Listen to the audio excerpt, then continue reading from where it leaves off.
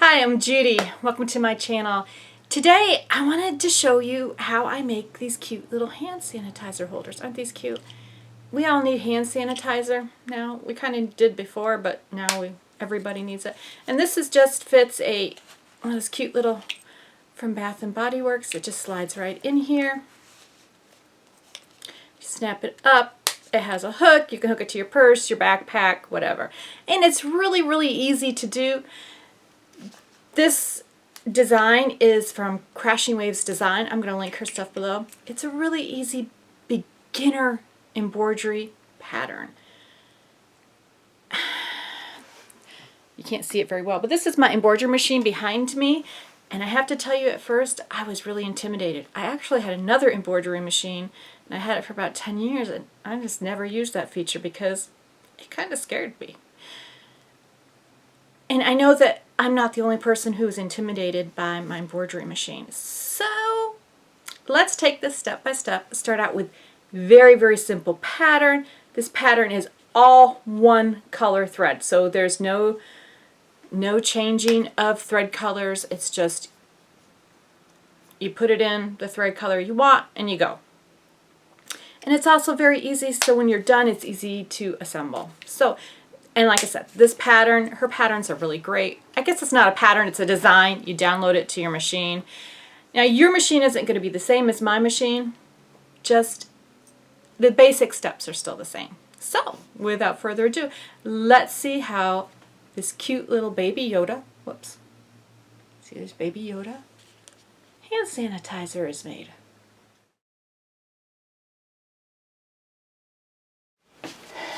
Okay, today I'm going to be working on making these Baby Yodas because people really like these and they sell out quickly on my Etsy shop. Okay, so this is all made in one hooping. Is that not cool? I really, really think that's cool. And I will tell you where I got all these products and we'll link it down below. That being said, I don't remember where I got the Baby Yoda fabric. I honestly, I just don't recall. Okay, so for this, first off, we need vinyl. And I have this pretty green vinyl. I absolutely love this color. I don't know, it's just neon green. And I got this from Glitterbug Fairy. It's a very soft, very thin, very flexible vinyl. It really does matter where you get your vinyl from. I have matching thread. I got this on Amazon. I will link this down below, but you see how well it matches. Then there's adorable Baby Yoda fabric. And then the fleece. You can use fleece or you can use felt. You want to use something that when you cut it does not fray. So, you know, quilting cotton and things like that, just don't cut it. So you want either fleece or felt to do this. Then you will need the hardware. The hardware can also be found on Amazon. I get mine from CamSnap because these are extra long. So you want extra long to make sure they don't fall off, because when you have the fleece and the vinyl, it's kind of thick, so you want the extra long. And then you have the actual clasp. I get these, I do get these from Amazon because I priced these out, and you can get these in Joann's, but I priced them out and it was like $5 for 4 of them, and I got 50 for 10 bucks. So let me put that down there. And that's the clasp. To assemble it, you'll need your embroidery machine. I use my curved scissors. I think this is called a double curved scissors when I am appliquing, and you'll see me use those. When I'm cutting them out, I have a pair of Kai scissors, which I really love, but any heavy duty fabric scissor will work. And then of course, to apply your CamSnap, you'll need some kind of press.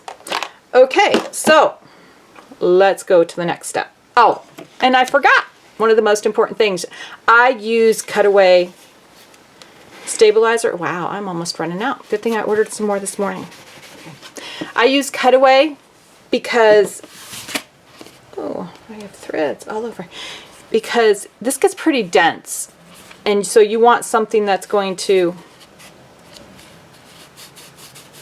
hold up to the satin stitch. I had to remember what that was called.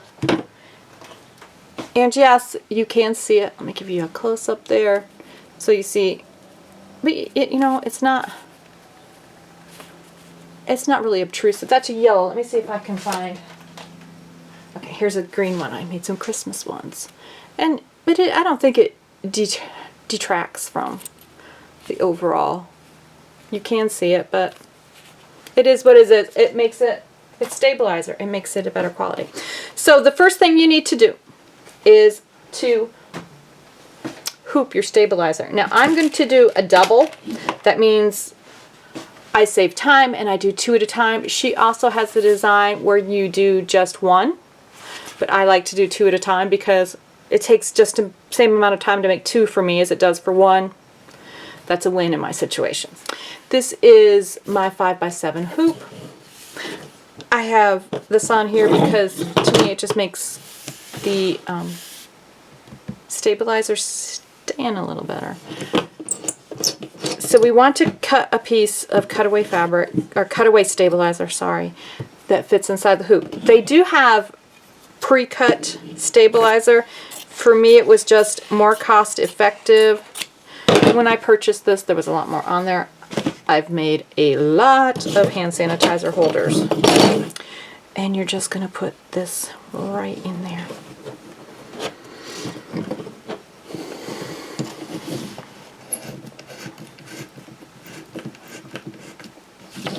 And then I pull it tight.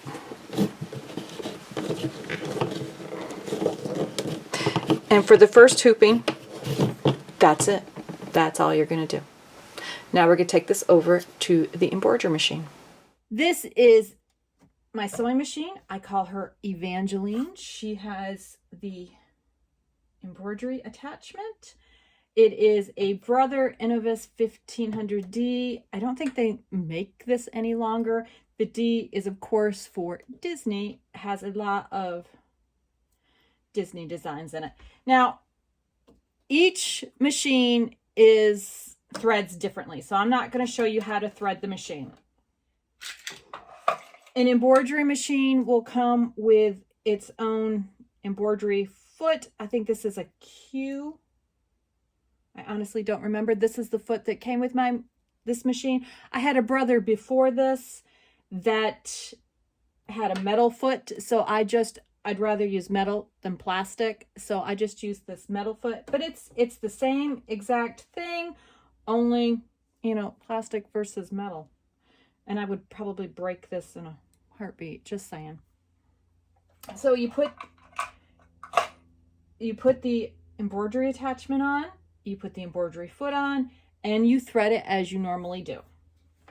So now I take my embroidery hoop, and mine just slides right in, and I make sure that I hit the lockdown, which holds it into place. Now I come over here, and I have already uploaded my design. Well, I haven't actually uploaded it. It's on the USB. And this is it'll vary by machine. Mine is a Brother, so I'm going to assume that all Brother machines are similar, but I'll see the design right here, and I'll click on that, and I'll hit sewing.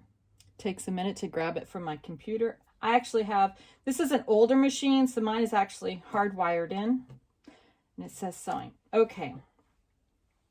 So for the next step, to make sure you see, here I have, keep your fingers away from the needle because yes, that does happen. I'm going to lower my foot, and then this button turns green. Like I said, this will be different on every single machine. So you lower the foot, and then my button turns green saying, yep, you're ready to do the first step. And it's going to show me here what the first step is. And I just hit the green button and it starts sewing.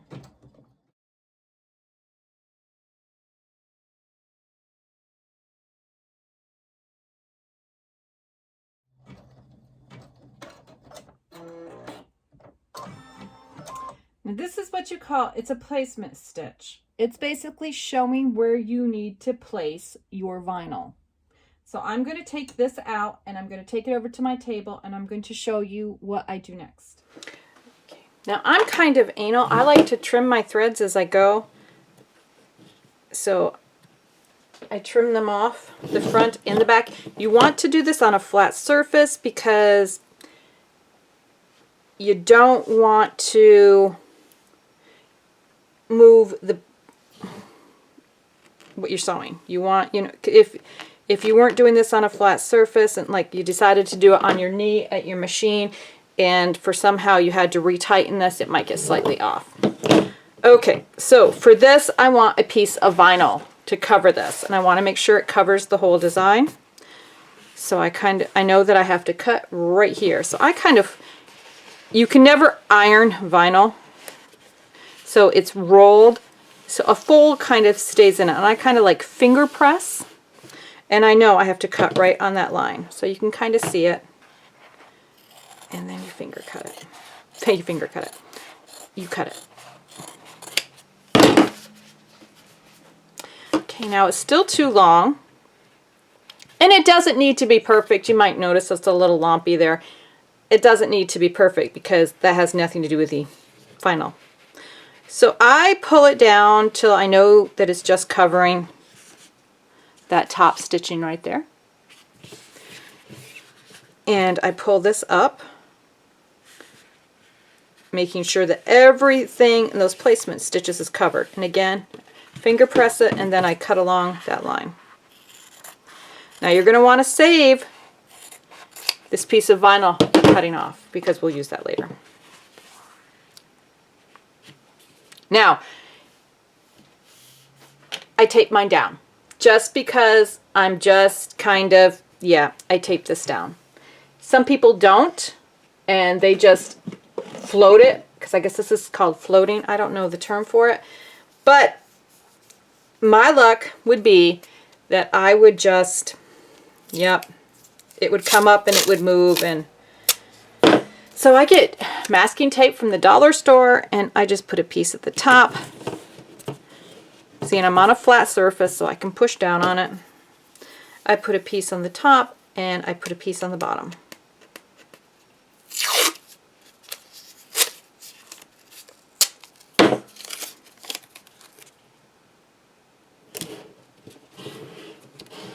Now I'm going to take it back over to the machine and put it in. At this point, I'm just going to slide it back in. So it is back in the embroidery machine. I'm going to lower my foot again because when it was done, it raised it up. So it is going to go to this next stitch. It is going to put a placement for my circle. Lower my foot and hit the green button because green means go.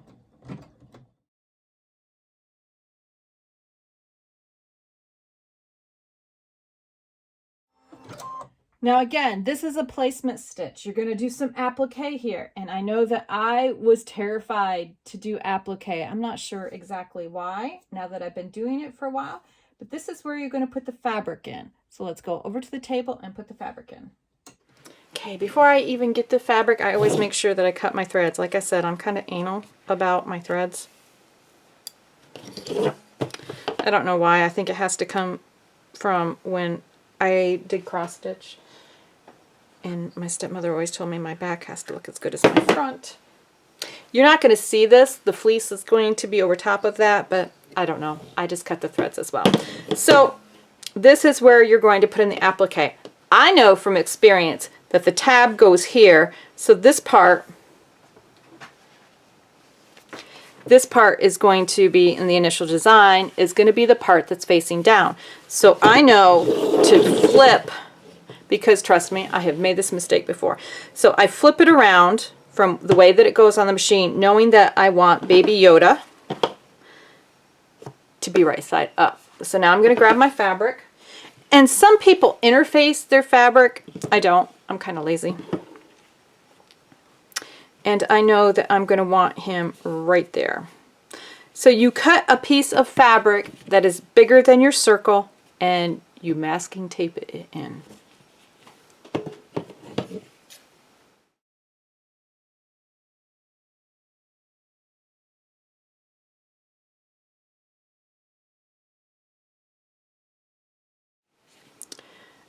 And you just want to get it in the center there. Can you see?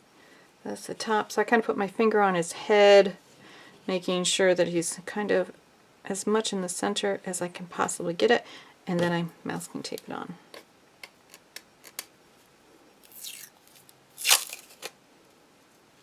And this is how you do all applique. This isn't just particularly for this one. So if you have another project that does applique, do it the same exact way. If you were doing a fabric that really didn't have a design that needed to be centered, you would just, like if you were doing something like jelly beans, you would just cut out a piece and then put it there. But with this design, it's a little finicky, you know, because I want Baby Yoda right where I want Baby Yoda, or the child, or whatever.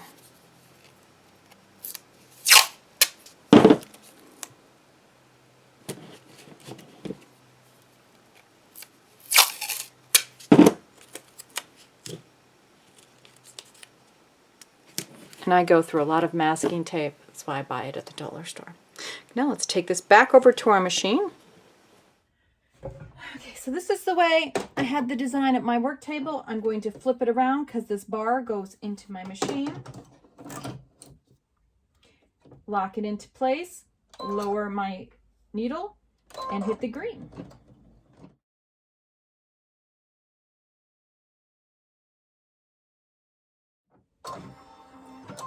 Okay, so this again was a placement step. Since you're doing applique, we need to trim all this other fabric away. So let me take this over to the table and show you how I do that. I am back on my flat surface. I'm going to remove the masking tape that I used to hold the Baby Yoda in place. And you'll see here I caught a little of the masking tape. I just used tweezers to pull it out. It just kind of, it comes out really easy. Cheap tape. So, you know. You see, this is why some people use interfacing, because it does fray, but, you know, I don't know. Maybe I should. You know, if you want to use interfacing, then it won't fray like that. And if you don't get all of it, that's okay, because this part is going to be satin stitched. So, yeah, if I accidentally leave a little bit of masking tape, it's fine. So this is where you saw me using these double curve before to trim my threads, which I'll do again. The front and the back, because like I said, you want your back to look nice. Get all those stray threads out of the way. But now you need to trim away all this excess fabric here. So the double curve helps you get right in there. And there is a pattern that's similar to the rounded one, and it's a heart one. But for me, this is easier for beginners because this is just a circle. It's really, really easy to cut around. So we're just going to cut around the fabric that's on the outside. And these double curved scissors helps you get right in there and trim away.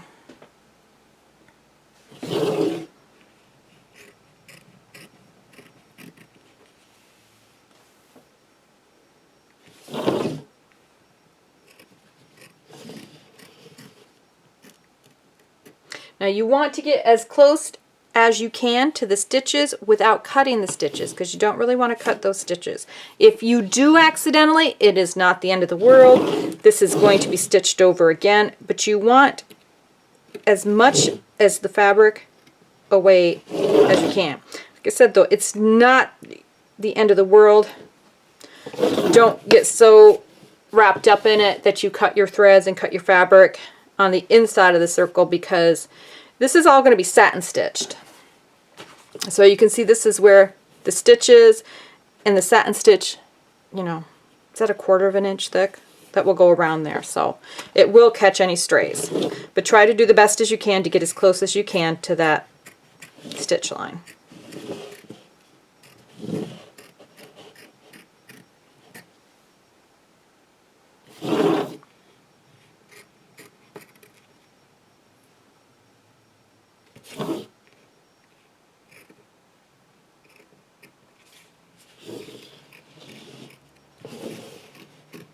And if you don't have, if you're just starting out and you don't have a pair of the double curved.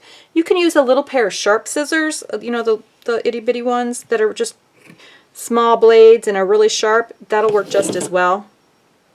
I will link these down below because I really, really like these.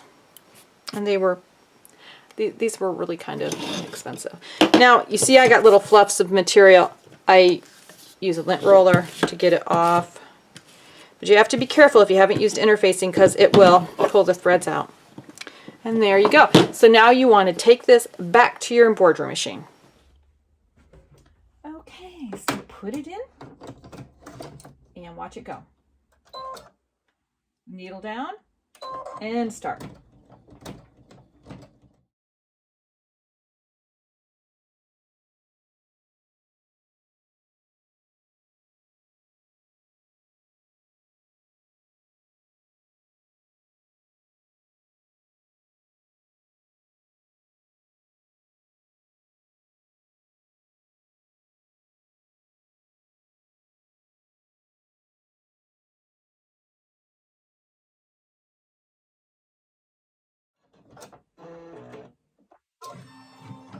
Now it's done the satin stitch for the top of the sanitizer holder. Now I know from experience that now it's going to do the placement stitch for the back.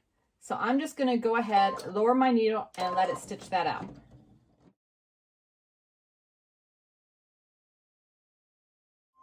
So now I'm going to take this over to the table and I'm going to put the fabric in here. Okay, so just like I did before, I'm going to trim my threads and then put a piece of fabric in here. Now I know that this is the side that, you know, the hand sanitizer, this is the back side. So I know my fabric, if you have directional fabric, needs to go this way. Grab my threads on the back.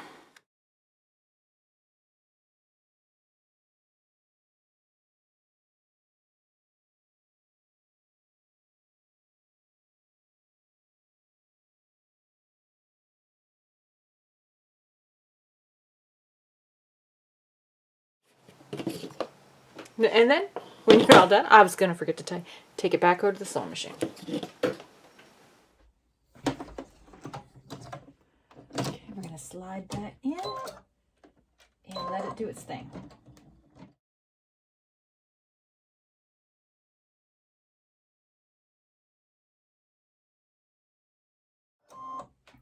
Okay, so sometimes this happens. I think that my needle has become a little worn down, for lack of a better word. So my top thread has broken, and this does happen. So I know that I've been doing this for a while, that I need to change my needle. So I'm going to really quickly change my needle. Now,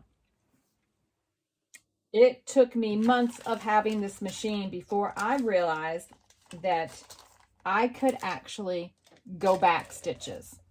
So every machine is going to be different, but on this brother, I hit the one that has a needle, and then I can tell it to go forward or to go backwards or to go the whole thread color. But right now I just want it to go back the stitches that it missed. So I'm going to hit -10, and I'm going to watch to see where the needle position is. And I think one more time. So thank goodness this wasn't during a satin stitch, but during a satin stitch you can do the same thing. Just read your instruction manual and see how you can take it back some stitches. So now I'm just going to lower my needle and hit start. And it's going to stitch over the last little bit before it got messed up, and it continues on.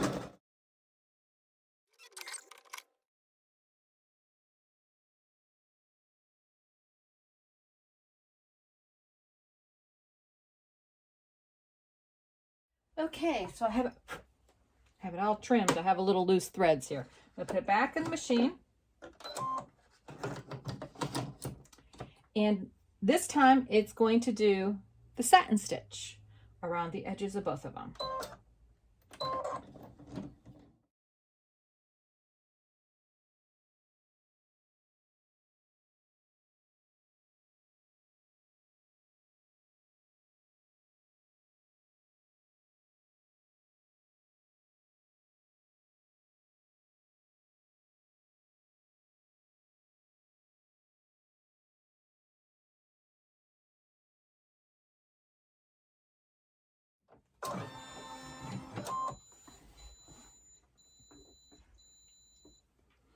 Okay, as you can see, the satin stitch for the bottom is done.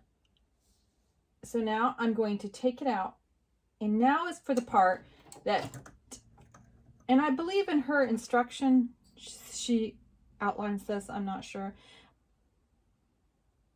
But I know now is the time that I need to put the fleece on the back. So I'm going to go over to the other camera and I'll show you. You just cut and paste just like you did the vinyl basically, but now you're going to be putting fleece on the back. Okay, so here I am, and now is the part where I need to put the fleece or the felt on the back. I'm going to trim my threads.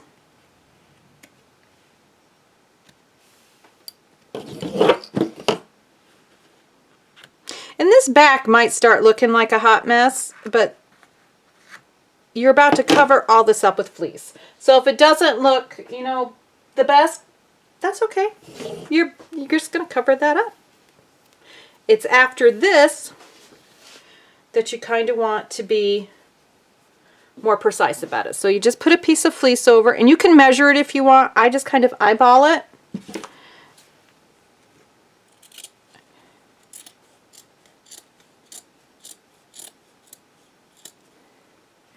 Until I know that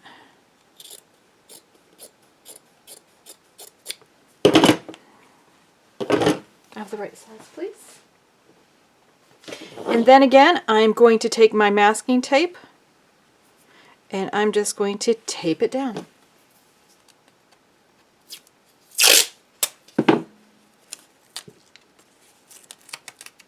You don't want to push too hard because you now have, this was on, but this way you've got some pull. So you don't want to push and get that out of alignment. So just kind of real gently put that tape in place. And I don't know why, but I just go over the ends of my hoop every time with the tape. I don't know, just to me it makes it more secure. I don't know, that's the way my brain works. And I can push on the hoops. I can push here. I just can't push in here, so. Okay, and now I'm going to take it over. And I guess you can push now, you know, to this side, because like I said, it's recessed. Okay, let's take this back over to the machine and go from there. You are at your next to last step, I believe. So put it in, and it's going to do the outline now. So put your foot down and hit go. And it shows you here what it's, oh, here, I'm sorry. This is what the end product's going to look like. But here it's showing you that it's going to go all around.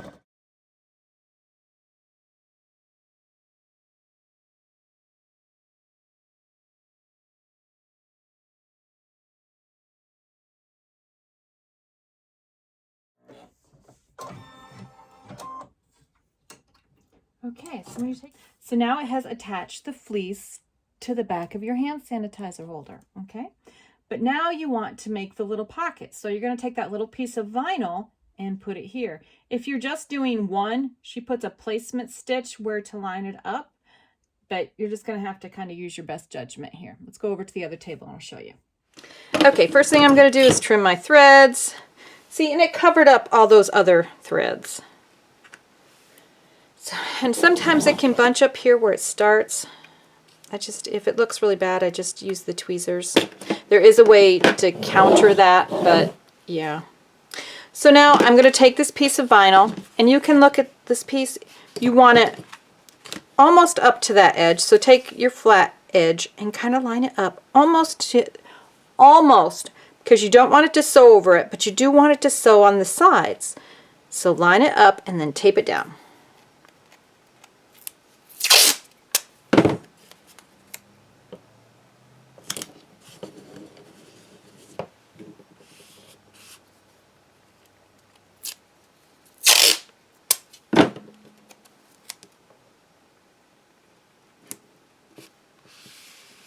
Make sure it's laying flat. All of it. There we go. So when it sews the outline this time, it's going to sew down. It's not going to sew here. It's going to leave this open. So, like you can see here, it's going to sew down and around. Okay, let's take it back over to the machine. Okay, you are at your very last step. You can see here, there's no more steps. So let's put it in the machine. Oh, I see a thread I forgot to cut. Ugh. Lower your needle and hit go.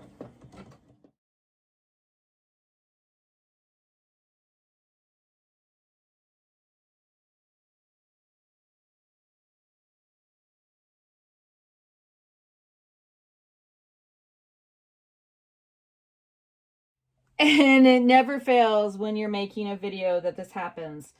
It's telling me, I love my smart machine because it knows what's going on more than I do. It's saying the bobbin thread is almost empty. Now, when I first got this, I'm like, holy crap, what am I going to do now? I'm right in the middle of stitching. And this is what I've learned to do. Again, go by what your machine does. Each machine is different. First thing I'm going to do is close this, and then I'm going to cut my thread. Now, right now, before I do anything else, I'm going to back it up 20 stitches. I'm going to do 30 just because I like threes. Now, I'm going to take this off and put it somewhere safe. So now I can rewind my bobbin. If you were smart, maybe you already had one pre-wound, but you can see it knew that I didn't have enough to finish it. Since you've already backed it up, you should be able to put your project in and lower your needle and hit go.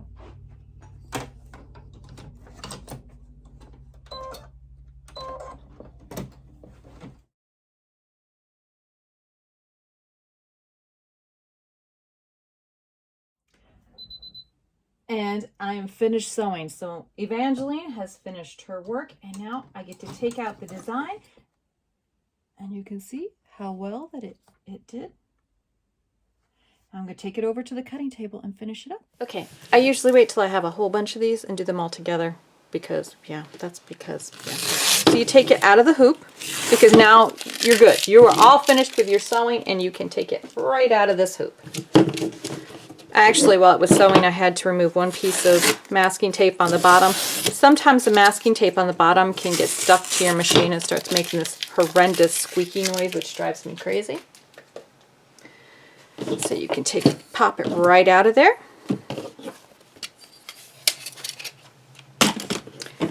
And I'm going to grab that thread that I didn't cut the first time.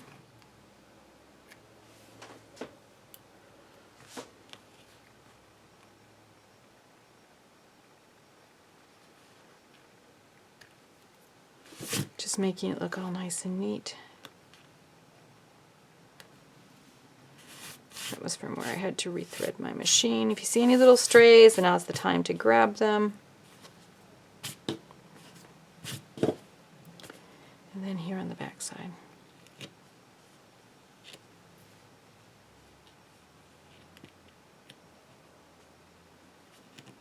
See, sometimes it can get knotted up here at the beginning. Just trim it real close. Okay.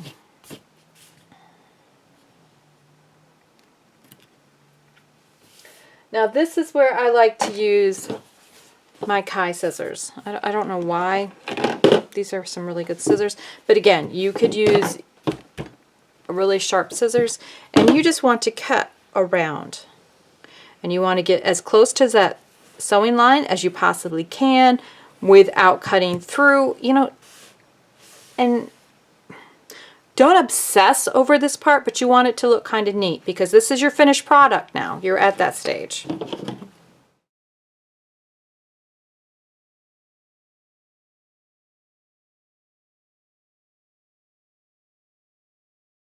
Okay, and there it is, all cut out. And see, you have the bottom and it's going to flip over. So now is the time for your hardware. This is nothing but a thing. I want to say this is a 3/4 of an inch. It might be an inch. I'll make sure that I put that down below.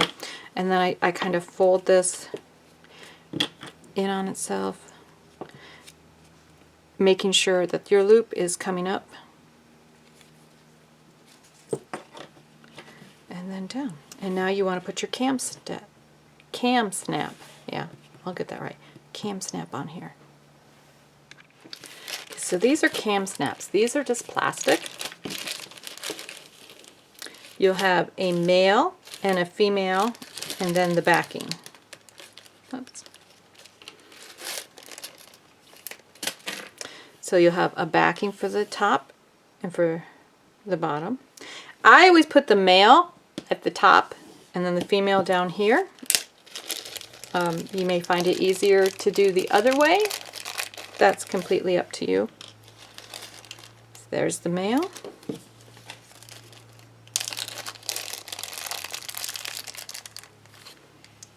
And there is the female. Now with my first, I do not have a rivet press or a snap press. I just use this hand one. This came when I ordered my initial set. It has, I don't know what this is called. It probably has a technical name. It has a technical name. I talk too fast. It has a little pokey end there. It's sharp. I don't know if you can see that or not. And then the actual press. Okay. So let's do, I call this the top, I guess, I don't know. Now you're going to want that right in the middle. So I suppose that you could, you know, measure it all out and everything. I don't. I just kind of eyeball it and I poke a hole. But you have to be really careful not to poke it all the way through and poke it into your finger. Been there, done that, no fun. So you've got a hole there. Take your pointy top and press it through. So this is why I said in the beginning you needed the long cam snaps, because it's going through a layer of vinyl, a layer of stabilizer, and then a layer of fleece. So that's a lot to get through. Then you take your male end and then you just put it into your press. Whoops. Rewind, put it into your press. Am I getting that? So this is going to be hard to show you on camera, but you just kind of put the flat end into the black. This is pretty. And then you just press it down.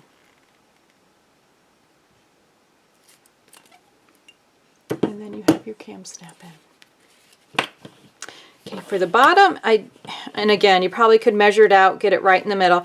What I do is I fold it down like I want it to be, and then I mark where the middle of the top. Now for this one, you could just use a short cam snap because it's just going through one layer of vinyl. But if you don't have the color in a short, which I don't for these green, you know, you're just going to have to use a longer one. Can you see where I punched a hole? There we go. So now the flat one, it's got one flat side and then the shaft. You get the flat side's going to go on the inside. So you put it in there and you bring it up through the hole. Just like this. And then put the female, the recessed one in. Now with this, it doesn't have a very long arm, so yes, it is going to gather up your vinyl a little bit, but just kind of get it in there. And you can see through this side. Okay, there you go. And then you just press it down. And press it down good, because this is, you know, you've got that long one in there, so you want to make sure it gets all mushed down. And I probably took you off screen when I said that. And there you go. And with that, it snaps. And your hand sanitizer holder is done.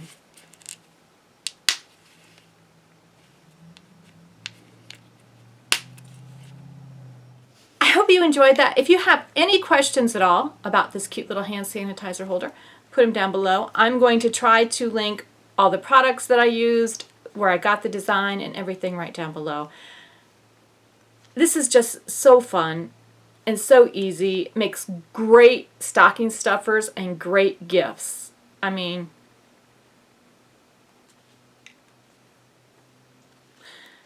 everybody loves these Baby Yodas too. So if you find some Baby Yoda material or Jack and Sally material, you can get those all at Joann's.